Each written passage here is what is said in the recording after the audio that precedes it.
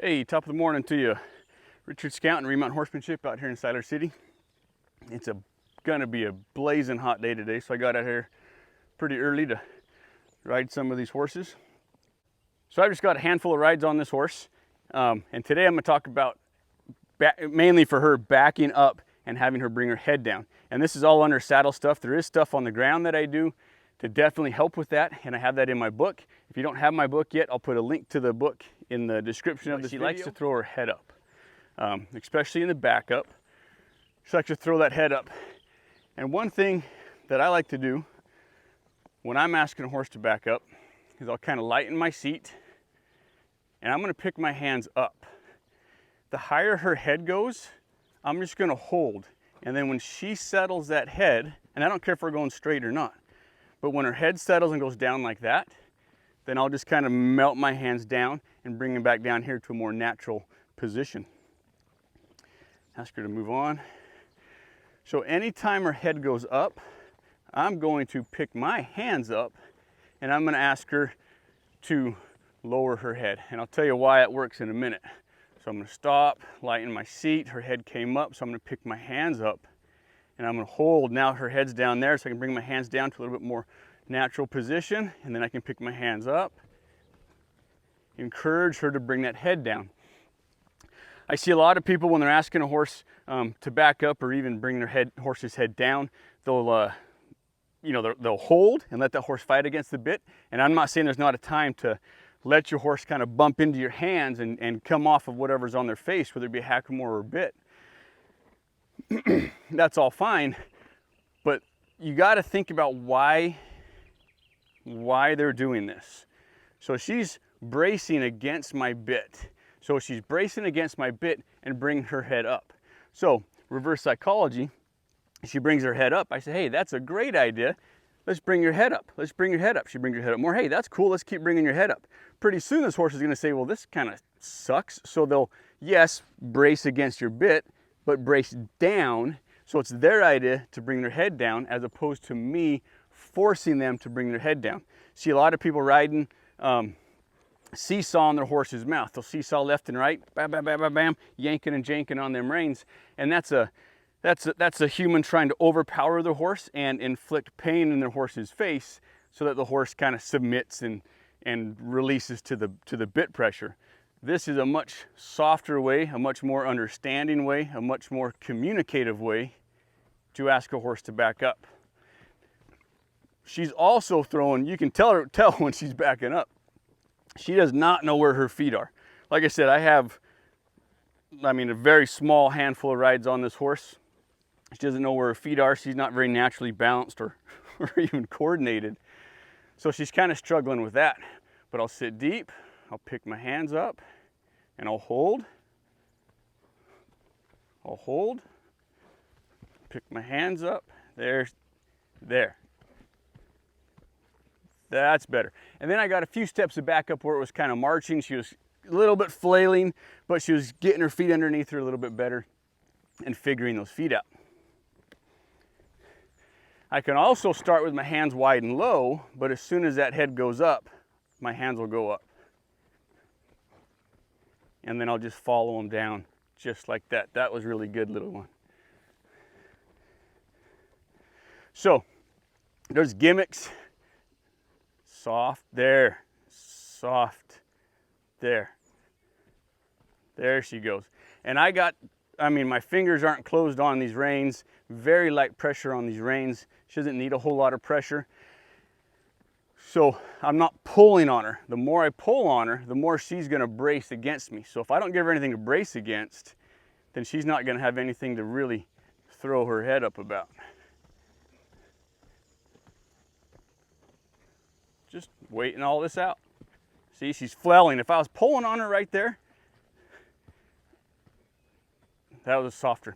If I was pulling on her when she was flailing, then I would just have added fuel to the fire. I would have made that problem a lot worse. I would have made her get a lot more claustrophobic, and I would have made the problem a lot more severe than it needed to be. So I'm just real light pressure. Pick those hands up.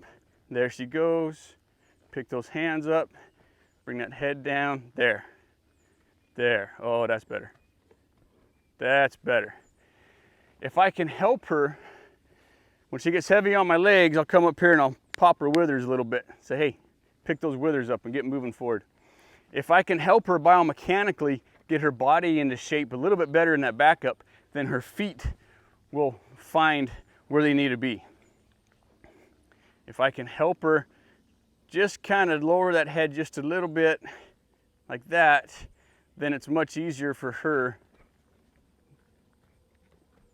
to find her feet.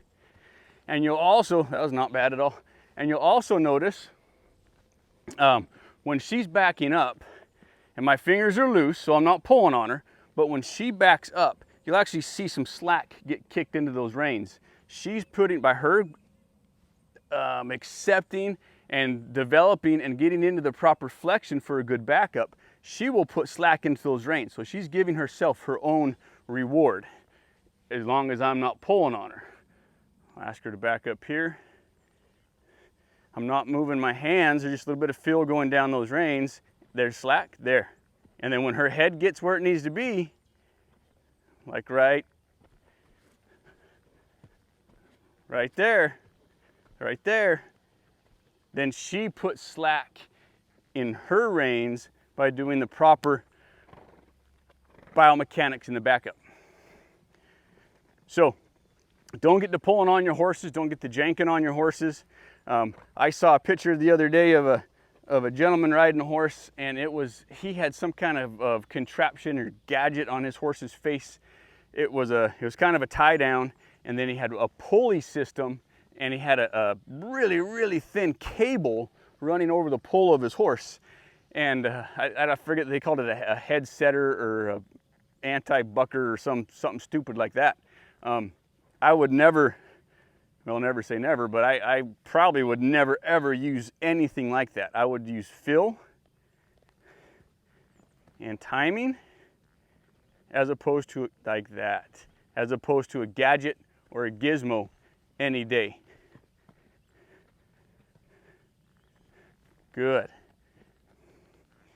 And what I'm going to do on this horse is, as the backup gets a little bit better, you know, she's got a long back, so it's not very natural for her to do these moves.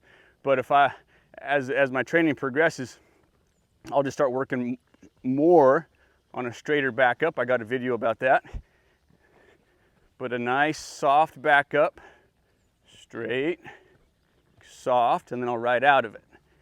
So I'll back her up as straight as I can, and then I'll ride out of it. Backing up properly engages the hind end. Riding off in a straight line engages the hind end. Hands up, following hands, following hands. Follow, there. There. She's having a tough time with this, but she's doing really, really good. And at some point, I want her head to follow my hands, but sometimes I have to go with the horse. So sometimes I'll follow her head, and then once there, and then she'll follow mine. Follow her head, follow my hands. That was really good right there. So I'll end on that one. So don't fall into the trap of gimmicks and gadgets. Don't be putting stupid barbaric stuff on your horse's head to get that horse's head down. Use a little bit of psychology. That horse wants to bring his head up, whether you're moving forward or you're backing up. Just a way to do it is just pick your hands up. Pick your hands up, hold, and then when they get nice and soft, not quite yet, then I'll lower my hands like that. So a little bit of feel, a little bit of timing, a little bit of balance, and I'll do that moving forward, and I'll do that backing up. One of the key things that I like about this is that down the road, if I teach my horse that when I pick these reins up, they lower their head. She's not there yet, obviously. But if I teach my horses that when I pick my reins up, straight up, that they bring their head down a little bit and maybe tuck their nose a little bit, then when I'm doing a turn, I can pick up and I can turn, and that's going to essentially cause my horse, because they've been trained, to bring their head down and their nose in a little bit. So it's going to cause them to rock their weight back onto their haunches just by me picking those reins up. So a little bit on helping cause your horse to bring their head down, not forcing your horse to bring their head down, and just kind of find out where your horse is at, and then working with them where they're at. And that's gonna help you guys out a lot more instead of forcing and trying to intimidate your horse to bring their head down and putting stupid things on your horse's head. So thanks for watching. Hope you learned something. Catch you later.